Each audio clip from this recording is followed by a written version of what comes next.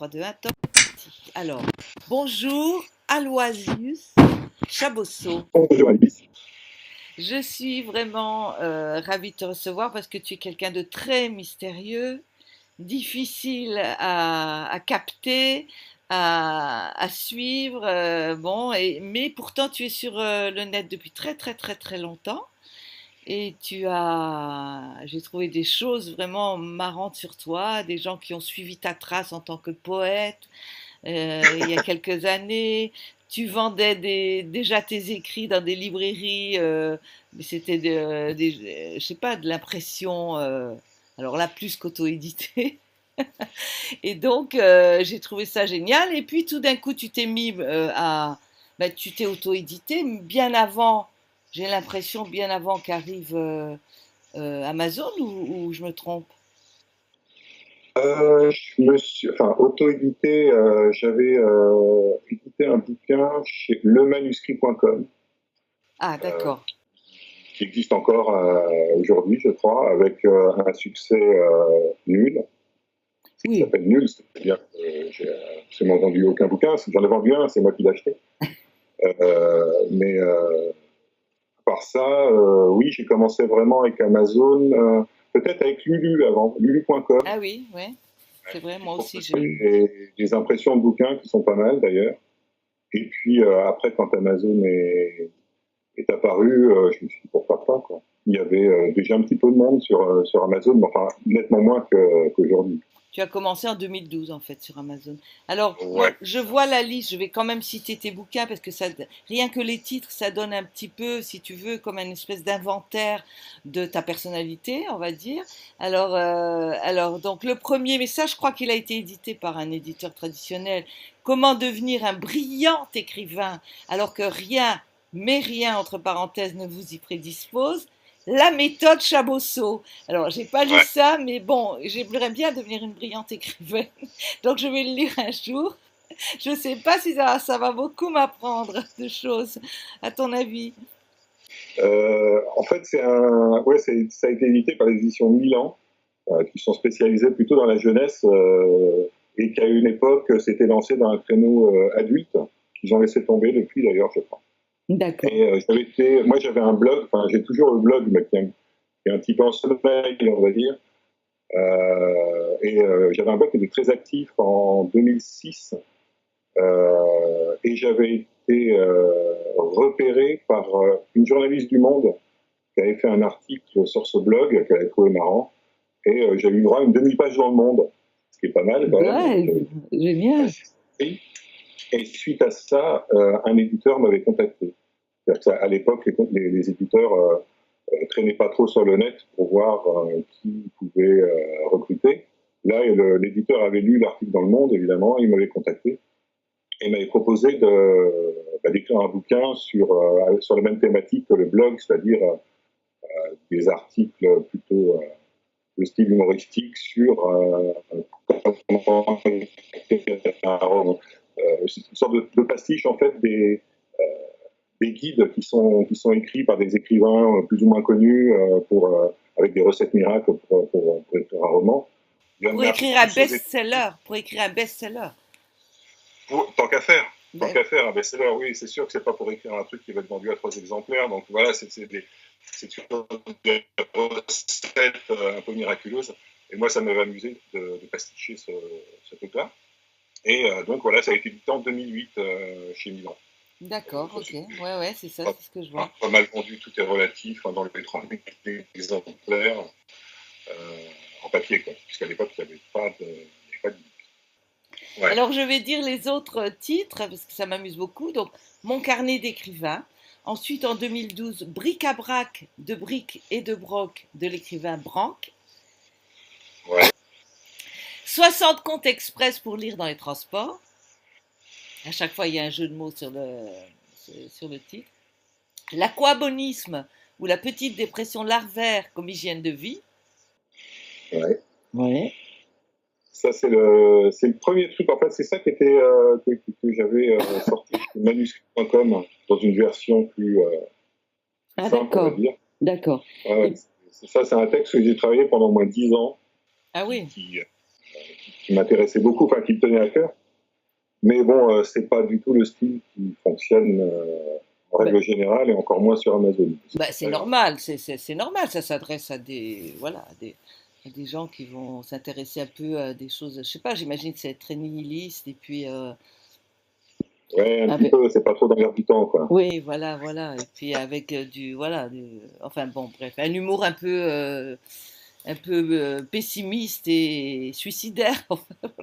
Peut-être pas jusqu'à suicidaire, mais en tout cas pessimiste. Et ensuite arrive un livre, ben, c'est celui que j'ai lu, moi, et c'est comme ça que je t'ai découvert, 50 nuisances de glauque. Bon, ben, tout le monde a compris à quoi ça fait référence. Ça a été suivi de 50 nuisances de gorée. En fait, c'est Et... le même. C'est Ah, le c'est même le parce que même. je trouvais que, ouais, parce que le mot glauque est mal perçu en français, alors que c'est une couleur, Oui, et ah c'est oui, vert. Mais dans l'esprit des gens, glauque, c'est un truc un peu sale, un peu oui, malsain. oui, oui. Et j'ai changé en goret. En plus, ça ressemblait plus à grès, goret, grès. Oui. Donc voilà. Et c'est le même C'est le bouquin. même L'idée, bouquin, c'était. ah bon, d'accord. Moi, j'en ai lu quatre, de toute façon, là, donc j'ai lu le bon. Je peux pas me tromper puisque c'est le même. Non, Oui, voilà. Et donc, c'était un pastiche de 50 nuances degrés voilà. Et et c'est une c'était parodie parce que une parodie, oui. j'ai pas repris.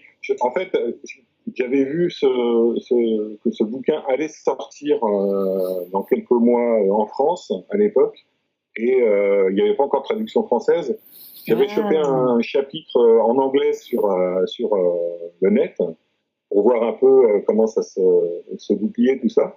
J'avais lu le résumé, etc. Et je me suis dit, allez, je vais me lancer une parodie avant même que ça sorte, en me disant, je vais faire un super coup promotionnel. Bon, pas tant que ça, en fait. non, non, non, j'imagine, Non. parce que les gens veulent l'original dans ces cas-là, ils aiment pas trop qu'on se Voilà, moque.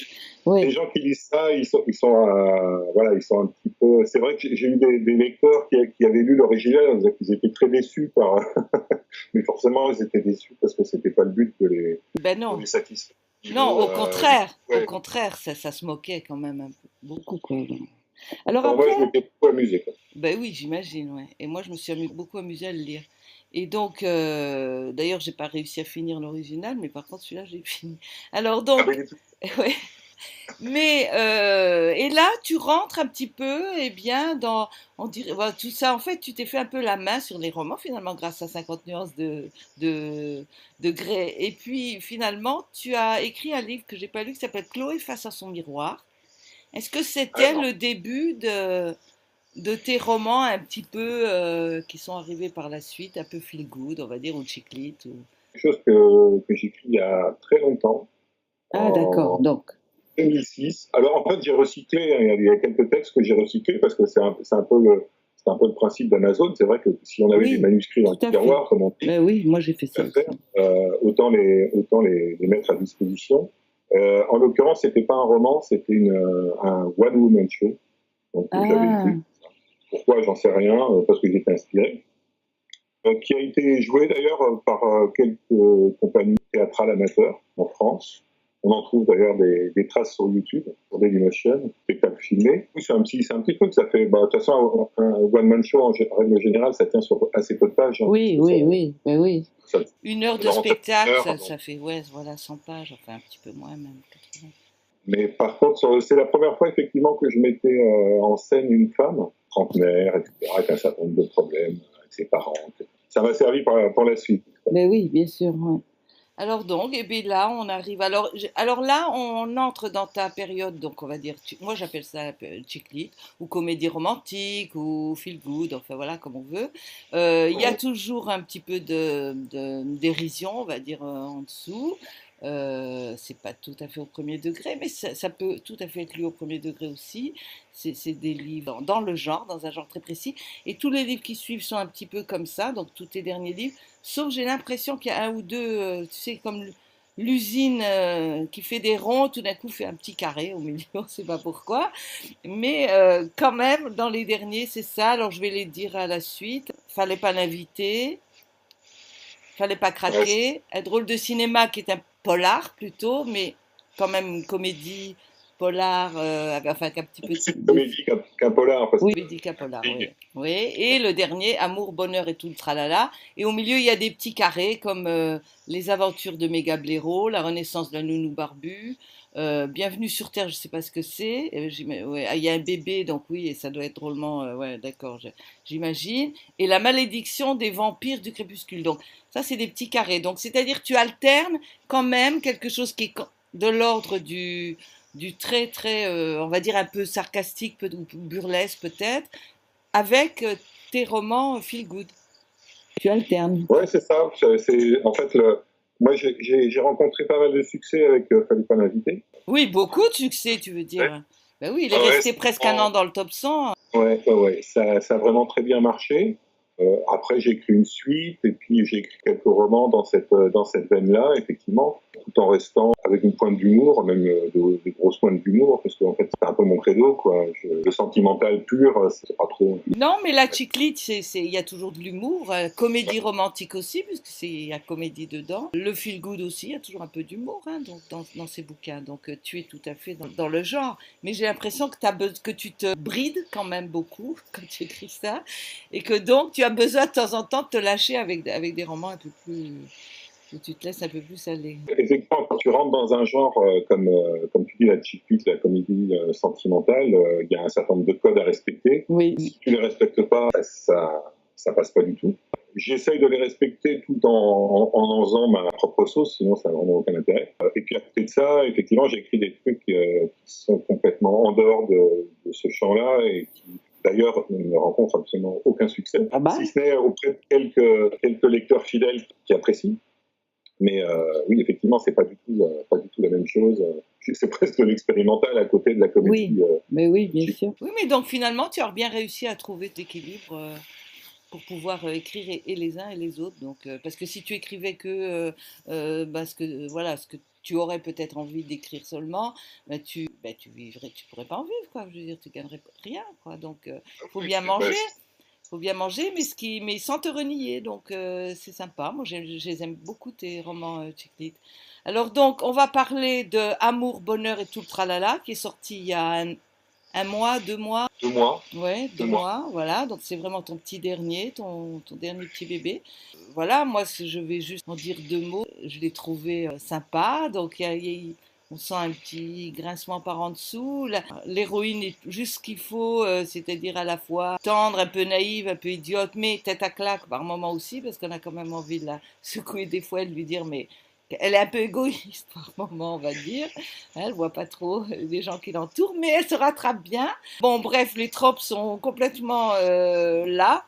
Et puis en plus, on se sent intelligent quand on lit ta chick-lit à toi, parce que ton héroïne est pas bête, donc c'est très sympa ça aussi, parce qu'on peut se laisser aller aussi à s'identifier sans se sentir idiote. Et alors je me suis dit, mais déjà qu'il cartonne avec ses chick-lit, si maintenant en plus il met un chat sur la couverture, on va plus l'arrêter. Donc il est promu à un bel avenir ce roman avec en plus le chat Maurice. T'as un chat toi aussi qui s'appelle Maurice, non? Je sais pas. En fait, oui, j'ai un chat, mais il s'appelle pas Maurice. Ah d'accord, d'accord. C'est un nom d'emprunt pour le roman. Évidemment, je me suis inspiré de mon chat parce que c'est vrai que tant qu'à faire, autant avoir un modèle vivant sous les yeux pour faire des descriptions. Alors vas-y, fais-nous un petit pitch de ton roman. En fait, au départ, je me suis lancé un défi à moi-même. J'ai trouvé un titre déjà, créé une couverture, mais j'avais pas d'histoire du tout. Donc à partir du titre et de la couverture, j'ai créé une histoire. D'accord. Et évidemment, au départ, il y avait sur la couverture un paysage de mer. Alors je voulais que ça se passe en Bretagne, donc paysage de mer avec la petite église, etc. Mais la couverture était un peu vide. Donc je me suis dit, je vais rajouter quelque chose. Donc j'ai rajouté un chat. C'est à partir du moment où je rajoute un chat, je suis obligé de mettre un chat dans le livre. Ouais. Sinon, ça ressemble à rien. Donc à partir de là, le personnage de Maurice a fait son apparition, qui apparaît souvent dans le bouquin, mais enfin qui n'a pas une importance sinon symbolique, on va dire peut-être oui, dans l'intrigue, oui. Dans de l'histoire. À partir de là, je me suis lancé dans cette histoire. Ce que ça raconte, c'est un classique changement de vie pour une personne qui habite à Paris, qui a des problèmes sentimentaux, qui tombe toujours sur des types un petit peu médiocres, qui s'enfoncent dans une vie quotidienne où elle s'ennuie, donc sous les conseils d'un ami, elle décide de tout plaquer, de partir vivre en Bretagne, grâce à une mutation au sein de sa banque, elle trouve une annonce. Elle Bonne, triche, hein, elle triche. hein. Ça, c'est vraiment dans les romans, parce que dans la vie, c'est facile. Oui, oui. Donc, elle part en Bretagne avec son chat. Elle va faire la rencontre d'un certain nombre de personnes. Ça va pas être facile, parce qu'elle arrive dans un petit village, au bord de la mer, elle connaît personne. C'est pas facile de refaire sa vie quand on connaît absolument personne. Donc, elle va quand même sympathiser avec sa collègue de l'agence. De fil en aiguille, elle va rencontrer un certain nombre de personnes plus ou moins bienveillantes. Elle va le croire au grand amour vis-à-vis d'une personne, ça va pas vraiment être le cas. Voilà, Oh, attends, je t'arrête. Oui. Non, parce que je veux quand même dire un élément important bon, parce que tu en parles avec beaucoup de circonvolutions, mais son objectif, c'est de trouver le grand amour cette fois quand même. Tant qu'à faire, changer de vie et tout recommencer à zéro. Voilà, et changer aussi de personnalité, de comportement, parce qu'elle en a marre de se faire toujours avoir, d'être toujours naïve, donc elle a décidé de prendre son destin en main. Et puis, elle va rencontrer dès le premier jour sur la plage un type beau comme un dieu qui promène 2 chiens et qui va lui parler et lui faire un regard tendre. Et donc, à partir de là, elle va fantasmer sur ce type-là. Voilà, quand même, il faut le dire. C'est vrai, mais oui, Alice, tu as parfaitement raison. Eh ben oui, c'est parce que c'est. Tu résumes beaucoup mieux, en fait. Et après, on peut rien rajouter de plus. Mais le fait est qu'elle va se dire, bon, celui-là, je l'aurai, quoi. Voilà, et il est pour moi. Voilà. Bon, j'en dis pas plus. Bon, on a compris que tu aimes bien l'humour, donc c'est normal que tu choisisses des comédies, mais pourquoi la Bretagne ? Tout simplement parce que c'est une région que je connais bien, et c'est toujours mieux de parler de quelque chose qu'on connaît. Oui, d'accord. Tu connais Plouménec alors ? Ça existe, Plouménec, comme village ? Alors, non, ça n'existe pas. Par contre, je me suis inspiré du Guilvinec et du phare d'Écmul, en fait, qui existe vraiment, qui est un des plus grands phares de la Bretagne, dans les Côtes d'Armor. Donc voilà, c'est un mélange. Je n'aime pas trop situer très précisément, parce que ça n'a pas un grand intérêt non plus. Enfin, je ne fais pas des romans journalistes avec des descriptions sans fin de paysages, mais j'aime bien situer dans des endroits composites que je connais morceau par morceau. Quoi. D'accord. Ça aide. C'est un peu comme le chat, quoi. Je connais le chat, donc je peux en parler. Il vaut mieux parler de ce qu'on connaît. Alors donc, tu as des personnages féminins principaux, hein, pour la plupart, enfin en tout cas dans ces romans-là et dans celui-là. Quels sont tes points communs avec comment elle s'appelle déjà, Zoé? Ouais, oui. Zoé. Points communs avec Zoé. La question difficile. Non. C'est pas difficile. Oui, si, c'est bien sûr, on a toujours des points communs, évidemment. En fait, c'est pas du 100%, sinon ça sera un petit peu lassant, évidemment. Il y a des points communs dans le fait d'essayer d'aller de l'avant sans pouvoir réussir, essayer de se forcer, oser à faire des choses, etc. Voilà, tout cet aspect-là, effectivement, est en commun. Et quand on a ce genre de caractéristiques au niveau du caractère, c'est facile c'est plus facile de les exploiter de façon juste, quoi, plutôt que d'inventer des choses. Oui, mais alors avec Zoé, ton point commun, là tu tournes autour du pot, là. C'est ça, enfin, je sais pas s'il y a un mot pour résumer le fait de... Non, il n'y a pas de mot, le fait de se forcer un peu à aller de l'avant pour pas stagner, pour essayer d'évoluer. Quoi. D'accord. De changer les choses, de forcer sa nature quelque part. D'accord, le côté remise en question, faire le point où j'en suis et je vais me forcer à maintenant. Ah oui, d'accord. Quelqu'un qui pas aussi bien que le personnage. Voilà, c'est un trait qu'on peut trouver en commun. D'accord. Et donc, mais est-ce qu'après, une fois que tu avais la couverture, le titre, donc tu savais où ça se passerait, tu savais qu'il y aurait un chat, tu savais que ça parlerait d'amour, puisque c'est dans le titre. Après, comment tu fais ? Tu fais des plans, tu fais des... comme ça. Oui, alors je pars d'une idée de base, on va dire, la Bretagne, le chat, le personnage, auquel je trouve une problématique. Donc sa problématique, c'est d'être toujours avec des gars un petit peu moyens, un petit peu médiocres, qui s'endorment dans leur quotidien. Évidemment, le changement qui va arriver, donc à partir de là, je crée une histoire et j'écris un plan de A jusqu'à Z. Ah d'accord. Peut être amené à évoluer, heureusement. Bien sûr. J'ai l'histoire, en gros, au départ, ça fait une vingtaine de chapitres, entre guillemets, parce que c'est pas encore des chapitres, avec des petits résumés à chaque fois. Et puis après, je me lance dans l'écriture, et bien souvent, en fait, il y a des chapitres qui se rajoutent, des développements qui s'ajoutent, des personnages qui se développent, des personnages qui apparaissent. D'accord. À l'arrivée, j'ai quand même eu un axe pour arriver jusqu'au bout. Et je sais que pour avoir essayé d'écrire des romances à l'inspiration en disant tiens, je pars sur cette idée et on va bien voir ce qui va arriver, ben, ça n'arrive nulle part en fait. En Ah oui, général, d'accord. au bout de 4 chapitres, je m'arrête parce que je suis complètement bloqué, parce que je ne sais plus où j'en suis. Et il faut quand même garder une certaine cohérence au niveau de l'équilibre de l'histoire et du développement des personnages, du caractère des personnages. Il faut que tout ça soit quand même assez solide pour que le lecteur en puisse se reconnaître par la suite. Quoi. Oui, oui. Donc moi, je sais qu'il y a des gens qui arrivent à improviser comme ça. J'admire. Oui, moi aussi. Moi j'y arrive pas. Je suis comme toi, moi, il me faut des plans aussi, mais c'est vrai que je connais des gens, en fait, qui écrivent, et ben c'est peut-être qu'ils ont, au niveau inconscient, le plan déjà tout fait dans la tête. Hein, ils ont plus... Là, maintenant, on arrive au passage où j'aime bien lire. Je vais lire un extrait de ton roman et je vais lire le premier chapitre. Ça commence par un dialogue. Alors, tu sais ce qu'on dit, il paraît que les éditeurs français, s'il y a des dialogues avant 3 ou 4 pages ou 5 pages, ils prennent pas le bouquin, ça veut dire que t'es pas un bon intello, hein, tu savais ça? T'es pas un bon... Oui, ça c'est un certain style d'éditeur. Ouais. Les romans français. Bon chic, bon genre. Alors, ça commence par un dialogue. Donc, ton départ est définitif. Disons que pour le moment, oui, c'est définitif. Stop. On est bien d'accord que définitif et pour le moment, ça ne va pas trop ensemble. Très bien. Mais avant de poursuivre mon récit, laissez-moi tout de même vous dire 2 mots sur le type capable de sortir une telle connerie sans sourciller. Son prénom, c'est Denis. Inutile de le retenir, il va très bientôt disparaître, comme les autres.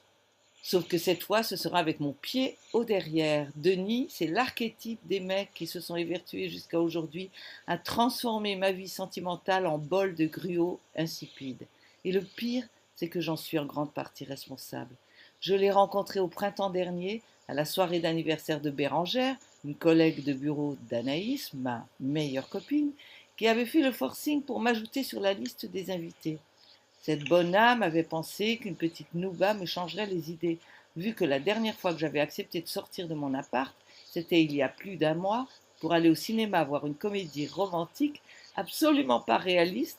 Une infirmière super sexy tombait amoureuse de son patient paralytique et millionnaire.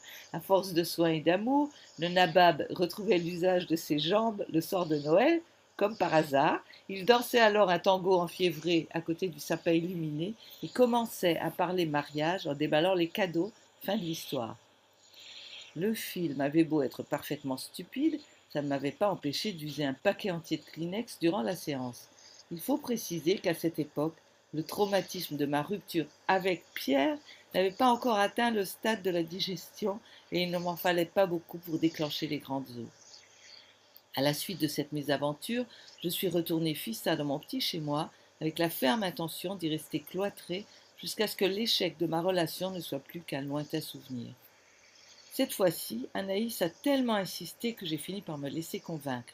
Après tout, la vie continue, comme elle disait. L'aventure est au coin de la rue. Et c'est pas en restant avachie sur mon canapé que je risque de tomber dessus. La soirée s'était vite avérée aussi barbante qu'un pot de départ en retraite. Pourtant, tout le monde était très excité et se dandinait sans retenue au milieu du salon sur des beats frénétiques, mais rien à faire. Je n'arrivais pas à me mettre dans l'ambiance. Faute de mieux, j'étais depuis une bonne demi-heure ventousé au buffet, occupé à écluser mon 5e whisky coca, lorsque ce type est venu m'aborder, la bouche en cœur et le regard languide. Procédure d'approche habituelle, vous connaissez la chanson. Quelques questions bateaux, style sondage Ipsos, histoire de montrer qu'il s'intéresse un peu. Comment tu t'appelles, tu fais quoi dans la vie, c'est quoi le dernier film que tu as vu, ce genre.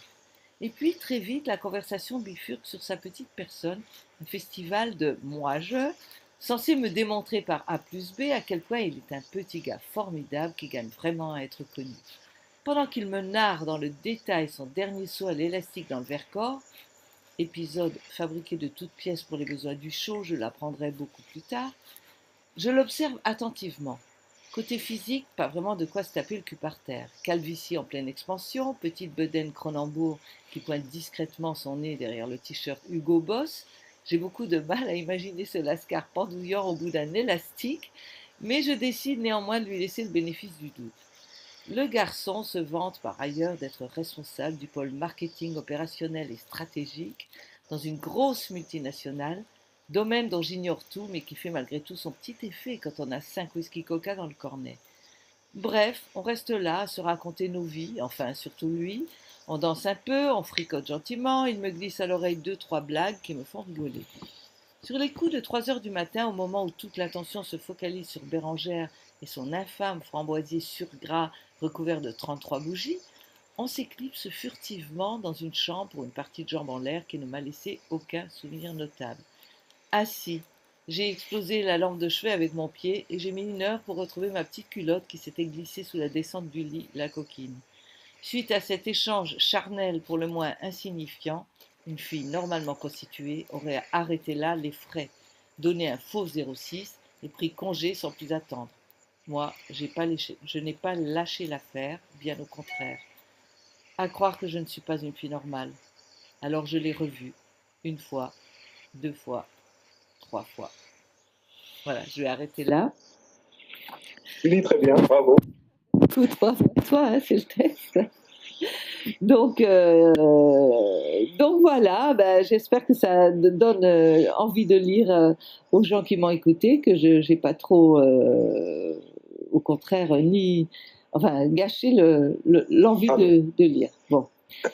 Alors, on arrive à la suite. Moi, ce dont je voudrais que tu me parles maintenant, c'est en fait, c'est un choix, l'auto-édition. Un choix, non, c'est une opportunité, je dirais. C'est-à-dire que quand ça s'est présenté, quand j'en ai entendu parler, je me suis dit pourquoi pas. J'ai commencé à me renseigner et je me suis dit effectivement, parce que moi j'ai commencé à écrire il y a un certain nombre d'années. Et puis je faisais la procédure habituelle que tout le monde a fait avant que l'auto-édition arrive sur le marché, on va dire. J'envoyais à quelques éditeurs en essayant de cibler en fonction de. Bon, j'avais écrit qu'un roman jusque-là, un roman policier à tendance humoristique, mais complètement nul, vraiment très très nul. Et d'ailleurs, je ne l'ai pas mis sur Amazon parce que c'est vraiment très très très mauvais. Puis j'ai dû envoyer 1 ou 2 autres choses comme ça aux éditeurs. Au début, ils répondaient avec les fameuses lettres standards. Maintenant, je crois qu'ils sont passés à la vitesse supérieure, c'est-à-dire qu'ils répondent plus du tout. Il n'y a plus de fin de non-recevoir, il n'y a plus rien du tout. Tant que j'ai plus envoyé, donc je ne sais pas comment ils font maintenant. Avant, je disais toujours, par rapport au milieu du Cinoche, les éditeurs étaient beaucoup moins grossiers parce qu'ils te répondaient dans les 3 mois, même si c'était pour te dire non, tu recevais une lettre. Ben, si tu me dis maintenant qu'ils ne répondent plus du tout. Les dernières expériences, ça a été ça, effectivement. Je me souviens au début, effectivement, ils disaient si vous voulez récupérer votre manuscrit, vous passez nous voir ou alors vous envoyez les timbres correspondants. Bon, alors tout ça, c'est terminé. Je pense que le manuscrit passe directement à la broyeuse. Ah oui. Et puis voilà, c'est assez décourageant. Moi, je me suis lancé dans l'auto-édition sans remords, surtout pour voir ce que ça allait donner. Et c'est vrai que le premier que j'ai publié, ça doit être l'aquabonisme. Donc, le résultat était assez mitigé, mais c'était pas très grave parce que c'était quand même intéressant de mettre à disposition pour qui en plaît ses écrits. Puis après, bon, j'ai eu la chance d'être contacté par. Alors, Milan m'en sait avant ça. Mais oui. Là, j'ai été contacté par Erol, la maison d'édition avec laquelle j'ai signé un contrat pour Fallait pas l'inviter. Ben, c'est très bien, en fait. Maintenant, c'est à l'envers, en fait. C'est plus les auteurs qui envoient des manuscrits, c'est les maisons d'édition qui viennent à eux. Mais dans un style très particulier. Évidemment, personne n'est venu me voir pour l'aquabonisme. Bien sûr, ben, c'est normal, c'est normal. On reste dans quelque chose qui est censé pouvoir se vendre, on va dire, qui a un potentiel commercial. Bien sûr. Il n'y a pas de potentiel commercial. Les éditeurs classiques français prestigieux comme Gallimard et compagnie, ils n'éculent pas Amazon. Non. Il n'y a rien pour eux sur Amazon. Non, oui. Alors, ma question, donc, c'est maintenant, donc, tu es donc chez Erol. Est-ce que tu es pour tous tes romans? Par exemple, le dernier, là, il sort comment? Amour, bonheur et tout le tralala. Il est sorti en auto-édition. Si Erol est intéressé par ce roman, on signera un contrat. S'ils ne sont pas intéressés, on signera pas un contrat. Donc Donc, en fait, c'est très souple, c'est très libre. Moi, je oui, ne suis pas bridé au niveau des sorties. Je peux continuer à sortir en auto-édition, ce qui est quand même nettement plus souple. Alors ça a des avantages et des inconvénients, évidemment, parce que on contrôle tout en auto-édition, et il y a des choses qu'on a plus de mal à contrôler, c'est la perfection du manuscrit qu'on met en ligne. C'est vrai que bon, les fameuses coquilles, fautes, etc., c'est très très difficile, même après plusieurs relectures, même après le passage d'un correcteur, de sortir un texte nickel, quoi. C'est vrai qu'à ce niveau-là, les maisons d'édition, enfin, sérieuses, elles ont un staff qui fait que, en règle générale, euh, les bouquins qui sortent sont nickel dans la majorité des cas, hein, parce qu'on va toujours trouver une copie oui, c'est orthographe. ça, c'est que la perfection n'existe pas Non. et voilà, et même avec des correcteurs chez les éditeurs, bon, il vaut mieux ne pas relire après, en fait, parce que quand il est sorti le bouquin, parce que malheureusement, on va toujours trouver encore une ou deux coquilles, ou surtout des répétitions de mots. Enfin voilà, ça c'est le plus douloureux, je trouve, quand on tombe sur des répétitions et qu'on a envie de retoucher encore, et c'est quasiment inéluctable, quoi. Alors après, c'est vrai que l'avantage aussi de l'auto-édition, c'est que c'est très simple de corriger, Eh oui, surtout pour l'e-pub, un petit peu moins pour, et oui, encore, parce que moi je le fais aussi, je le fais en parallèle, puisque moi je balance des documents Word, je oui, m'embête plus à faire de PDF, donc je corrige le Word et je le rebalance sur le serveur Amazon, et dans les qui suivent, le bouquin est disponible corrigé. oui, Donc oui, dès qu'on signale quelque chose, je corrige parce que c'est vrai que c'est pas agréable de se dire tiens, bah là, on vient de me dire qu'il manquait un mot, ou oui, alors une horrible répétition, donc je le fais, quoi. oui, C'est aussi l'avantage de l'auto-édition. oui, oui, oui, oui, c'est super. Alors, tu es parisien, toi? Tu vis où, en fait? Je suis banlieusard, Tu es donc je suis pas banlieusard. très loin de Paris, je suis dans le 94. Mais tu es né dans cette région? Ouais, je suis né à Charenton-le-Pont. Ah d'accord, donc tu es un parigot, un vrai quoi, enfin un parigot de la Ouais, banlieue. Enfin, bon, ouais, ouais, ok, c'est ça, ouais. ouais, En banlieusard. d'accord. Non, j'aime bien savoir ces gens, d'où viennent les gens en fait. Bon, donc ton prochain roman, est-ce que tu travailles sur quelque chose en ce moment? Alors là, j'ai commencé à travailler sur quelque chose et je peux changer. En fait, j'en ai 4 ou 5 en cours qui sont plus ou moins développés, surtout au niveau du plan, parce que c'est quand même important. Et puis des fois, bah, je switch de l'un à l'autre en fait, parce que Waouh, voilà, je me dis bon, celui-là, c'est pas la peine, ça, je vais être bloqué. Et là, je commence à travailler sur un roman, mais qui met en scène un homme. Donc, ça serait la première fois que je ferais un roman avec un homme en héros principal. Et ça serait pas du tout une comédie sentimentale. Donc, je me dirige vers quelque chose d'assez confidentiel, on va dire. Parce que waouh, ah c'est oui, vrai oui, il y a pas mal de gens qui me suivent, mais qui me suivent en raison des bouquins que j'ai écrits dans le genre comédie sentimentale. oui. Après, je suis pas sûr qu'ils accrochent à ce genre de choses. Donc, je vais voir. Pour l'instant, je suis là-dessus parce que ça me fait du bien d'être là-dessus, en fait, Oui, de ben, changer. oui, oui, oui. Bon, ben, voilà, on va te laisser travailler. Alors donc, simplement ma dernière question, c'est quand même pourquoi ce pseudonyme, pourquoi Aloysius? J'ai une petite idée, mais je voudrais que tu le dises. Ben, pourquoi je me souviens plus en fait précisément. La consonance du prénom est assez amusante. Et puis, c'est un vrai prénom, hein, cela dit. Hein, Oui, oui, c'est oui. c'est un dérivé du latin de Alain, en fait. Et ça a servi pour le fameux Aloysius Bertrand, qui a écrit Gaspard de Lamy, le premier poème en prose, 1830, je crois, qui a été reconnu par Victor Hugo. Donc voilà, le nom Baudelaire. Ouais. me plaisait à ce niveau-là parce que ça faisait un petit peu précieux, ça faisait un peu vieux savant, poussiéreux.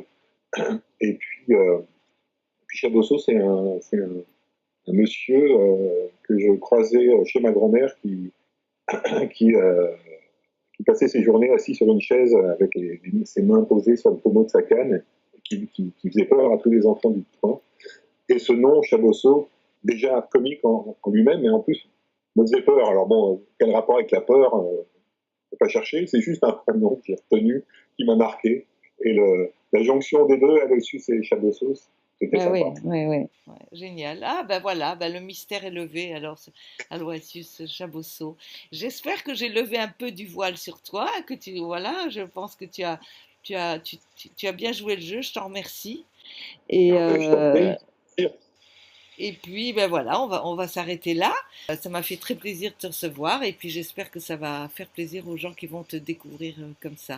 En tout cas, c'est très gentil de m'avoir interviewé. Ah ben non, c'est le plaisir, c'était vraiment moi.